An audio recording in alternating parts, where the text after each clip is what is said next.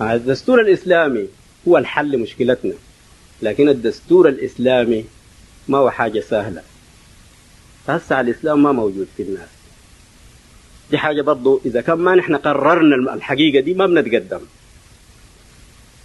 الإسلام في المصحف، لكن في صدور الناس ما في. أعمال الناس في ظاهرها أعمال إسلام، لكن الأخلاق ما هي أخلاق إسلام.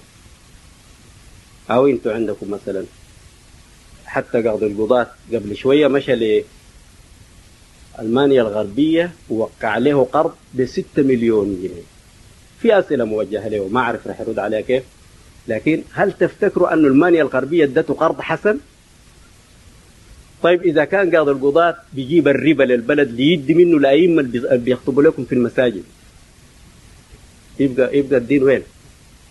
نحن إذا كان انطلت علينا المسائل الظاهرة دي فعلا بنتورط في خطأ باسم الدين، لكن ما هو الدين. لسوء الحظ مثل التصرف ده ورط الناس في عداوة الدين. الناس اللي شافوا مثل التصرف ده عادوا الدين، بقوا شيوعيين مثلا. نحن عندنا خيرة، عدد من خيرة ابنائنا شيوع، لأنهم شافوا افتكروا أنه الدين هو التطبيقات اللي بيشوفوها دي. وجات عبارة قديمة برضو من الناس اللي شافوا سوء تطبيق الدين افتكروه ده الدين، شافوا سلوك رجال الدين أخذوهم حجة على الدين. الشيوعيين قالوا الدين فيون الشعوب. العبارة دي فعلت فعل شديد، لأنه في حقيقته في مظهره في المظهر حق، في الحقيقة ما حق، لكن في المظهر الظاهر حق. وانت لما تجي مثلا يجي واحد مستشرق مثلا يجي ينزل في البلد ده في السودان، يمكن أن يرصد أخلاق السودانيين ويمشي يقول ديل المسلمين وما عارف الحقيقة. ولأنه لو لاقى له واحد من العلماء بيقول له البلد بخير إسلام، أو المصريين جو هنا قالوا النظام الإسلامي مطبق في مصر. أبو زهرة، نحن عندنا منشور راح يطلع في الموضوع ده.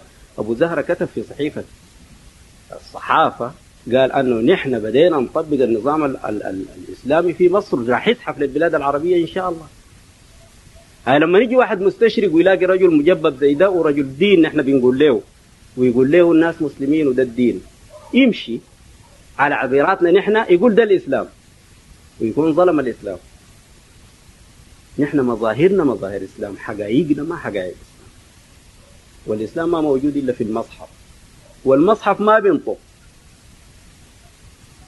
المصحف لما يدخل في صدور الرجال ويخرج من جديد مهضوم في المعارف، وربنا قال عنه بل هو آيات بينات في صدور الذين أوتوا العلم. الناس اللي ما بيعيشوا المصحف لا يمكن أن يتكلموا عن الإسلام. وانتم شايفين الحالة. الإسلام في الوضع الهسع بيدعو له الناس هو الحقيقة جهالة عايزة تتغلف بالقداسة، جهالة عايزة تلبس ثوب القداسة. ثوب القداسة الاسم.